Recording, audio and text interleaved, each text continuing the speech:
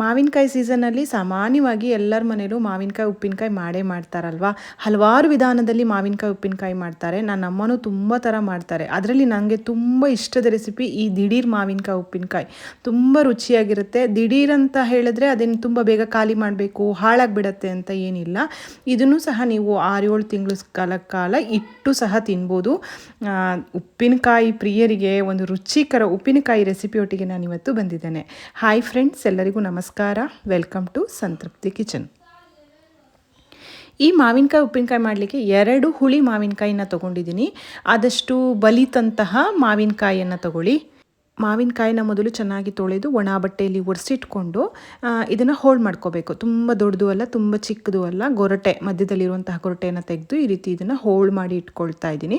ನಾನಿಲ್ಲಿ ಸ್ವಲ್ಪ ಪ್ರಮಾಣದಲ್ಲೇ ಮಾಡ್ತಾ ಇದ್ದೀನಿ. ನಾನು ಹಾಕುವಂಥ ಸಾಮಗ್ರಿಗಳನ್ನು ನೀವು ಎಷ್ಟು ಮಾವಿನಕಾಯಿ ತೊಗೊಂಡಿದ್ದೀರಾ ಅನ್ನೋದ್ರ ಮೇಲೆ ಹೆಚ್ಚು ಕಡಿಮೆ ಮಾಡ್ಕೊಳ್ಬೋದು. ನೋಡಿ, ಇಷ್ಟು ಹೋಳು ನನಗೆ ಸಿಕ್ಕಿದೆ. ಈಗ ಒಂದು ಪಾತ್ರೆಯಲ್ಲಿ ಇದಕ್ಕೆ ಉಪ್ಪು ಹಾಕಿ ಇಡ್ತಾ ಇದ್ದೀನಿ. ಉಪ್ಪನ್ನು ನಾವು ಹೇಗೆ ಹಾಕೋದು ಅಂತಂದರೆ, ಈಗ ಒಂದು ಮುಷ್ಟಿ ಮಾವಿನಕಾಯಿ ಹೋಳು ಹಾಕಿದರೆ ಅದಕ್ಕೊಂದು ಅರ್ಧ ಮುಷ್ಟಿಯಷ್ಟು ಉಪ್ಪನ್ನು ಹಾಕೋದು. ಉಪ್ಪಿನ ಅಳತೆ ನಾನು ಇಲ್ಲಿ ಹೇಗೆ ಹೇಳಬೇಕು ಅಂದರೆ, 2 ಮಾವಿನಕಾಯಿಗೆ ಒಂದು ಅರ್ಧ ಕಪ್ನಷ್ಟು ಕಲ್ಲುಪ್ಪನ್ನು ತೊಗೊಂಡಿದ್ದೀನಿ. ಪುಡಿ ಉಪ್ಪಿಗಿಂತ ಕಲ್ಲುಪ್ಪು ಚೆನ್ನಾಗಾಗುತ್ತೆ. ತುಂಬ ಪ್ರಮಾಣದಲ್ಲಿ ಮಾಡ್ತಾ ಇದ್ದೀನಿ, ಜಾಸ್ತಿ ದಿನ ಇಡ್ತಾ ಇದ್ದೀನಿ ಅಂತಂದರೆ ಉಪ್ಪನ್ನು ಒಂಚೂರು ಹುರಿದು, ಅಂದರೆ ಬಿಸಿ ಮಾಡಿಕೊಂಡು ಅದು ತಣ್ಣಗಾದ ಮೇಲೆ ಮಾವಿನಕಾಯಿ ಒಟ್ಟಿಗೆ ಸೇರಿಸಿ. ಹಾಗಿಂದನೂ ಮಾವಿನಕಾಯಿ ಉಪ್ಪಿನಕಾಯಿ ಜಾಸ್ತಿ ದಿನ ಬಾಳಿಕೆ ಬರುತ್ತೆ ಅಂತ ಅಮ್ಮ ಹೇಳ್ತಾರೆ. ನಾವಿಲ್ಲಿ ಸ್ವಲ್ಪ ಪ್ರಮಾಣದಲ್ಲಿ ಮಾಡ್ತಾ ಇರೋದ್ರಿಂದ ನಾನೇನು ಉಪ್ಪನ್ನು ಹುರಿತಾ ಇಲ್ಲ, ಹಾಗೆ ಉಪ್ಪನ್ನು ಹಾಕ್ಕೊಳ್ತಾ ಇದ್ದೀನಿ. ಉಪ್ಪನ್ನು ಹಾಕಿ ಇದಕ್ಕೆ ಒಂದು ಅರ್ಧ ಚಮಚದಷ್ಟು ಅರಿಶಿಣವನ್ನು ಸೇರಿಸಿ ಚೆನ್ನಾಗಿ ಇದನ್ನು ಮಿಕ್ಸ್ ಮಾಡ್ಕೊಳ್ಳಿ. ಮಿಕ್ಸ್ ಮಾಡಿ ಇದನ್ನು ಒಂದು 3 ಗಂಟೆ, ಒಂದು 4 ಗಂಟೆ ಟೈಮ್ ಇದೆ ಅಂತಾದರೆ ಒಂದು ಇಡೀ ದಿನ ಹಾಗೆ ಇಟ್ಬಿಡಿ. ಉಪ್ಪೆಲ್ಲ ಕರಗಿ ಸ್ವಲ್ಪ ಮಾವಿನಕಾಯಿ ಹೋಳಿಗೆ ಒಟ್ಟಿಗೆ ಮೆದುವಾಗಬೇಕು. ಇದಕ್ಕೆ 1 ಚಮಚ ಎಣ್ಣೆ, ಹಸಿ ಎಣ್ಣೆಯನ್ನು ಸಹ ಸೇರಿಸ್ತಾ ಇದ್ದೀನಿ.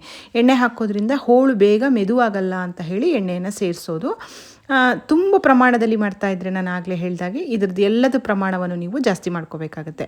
ಚೆನ್ನಾಗಿ ಕಲಸಿ ಕ್ಲೋಸ್ ಮಾಡಿ ನಾನೊಂದು 3 ಅವರ್ಸ್ ಅಷ್ಟೇ ಇದನ್ನು ಬಿಟ್ಟಿದ್ದೀನಿ ಫ್ರೆಂಡ್ಸ್. ಏನು ತುಂಬ ಹೊತ್ತೇನು ಬಿಟ್ಟಿಲ್ಲ, ಅಂದರೆ ಇಡೀ ದಿನ ಏನು ಇಟ್ಟಿಲ್ಲ ನಾನು.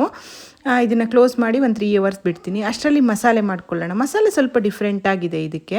ನಾನು ತೊಗೊಂಡಿರೋ 2 ಮಾವಿನಕಾಯಿಗೆ ಇಲ್ಲಿ 3 ಚಮಚ, ಈ ಚಿಕ್ಕ ಚಮಚದಲ್ಲಿ 3 ಚಮಚದಷ್ಟು ಸಾಸಿವೆ ಹಾಕೋತಾ ಇದ್ದೀನಿ. ಒಳ್ಳೆ ಪರಿಮಳದ ಇಂಗು ಹಾಕ್ತಾ ಇದ್ದೀನಿ. ಇಲ್ಲಿ ಸಾಸಿವೆ ಹುರಿದಿರೋದಲ್ಲ, ಹಸಿ ಸಾಸಿವೆ. ಇದನ್ನು ತರಿಯಾಗಿ ಪುಡಿ ಮಾಡ್ಕೊಳ್ಬೇಕು.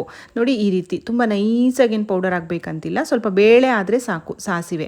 ಈ ಹಸಿ ಸಾಸಿವೆ ಹಾಕೋ ಮಸಾಲೆನೇ ಇದಕ್ಕೆ ತುಂಬ ರುಚಿಯನ್ನು ಕೊಡೋದು.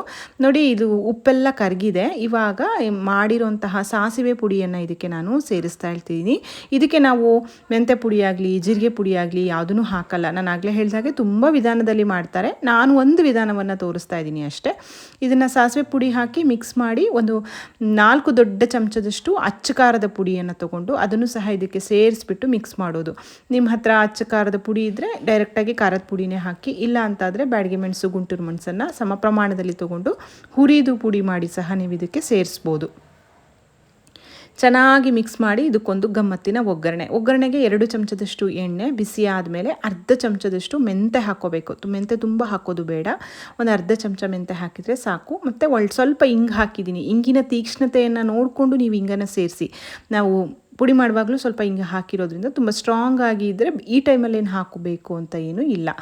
ಇದು ಮೆಂತೆ ಸ್ವಲ್ಪ ಪರಿಮಳ ಬರೋ ತನಕ ಎಣ್ಣೆಯಲ್ಲಿ ಹುರಿದು ಈ ಒಗ್ಗರಣೆ ಪೂರ್ತಿಯಾಗಿ ತಣ್ಣಗಾದ ಮೇಲೆ ನಾವು ಮಾವಿನಕಾಯಿ ಹೋಳುಗಳಿಗೆ ಹಾಕಿ ಮಿಕ್ಸ್ ಮಾಡಿದ್ರೆ ರುಚಿಯಾಗಿರುವಂತಹ ಮಾವಿನಕಾಯಿಯ ಉಪ್ಪಿನಕಾಯಿ ತಯಾರಾಗುತ್ತೆ.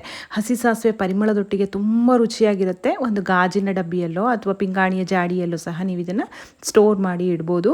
ತುಂಬ ಸುಲಭ ಇದೆ. ಒಳ್ಳೆ ಮಾವಿನಕಾಯಿ ಸಿಗ್ತಾ ಇದೆ. ಹಾಗಿದ್ರೆ ಇನ್ಯಾಕೆ ತಡ, ಈ ಉಪ್ಪಿನಕಾಯಿ ಮಾಡಿ ಹೇಗಾಯ್ತಂತ ನನಗೆ ತಿಳಿಸೋದನ್ನು ಮಾತ್ರ ಮರಿಬೇಡಿ.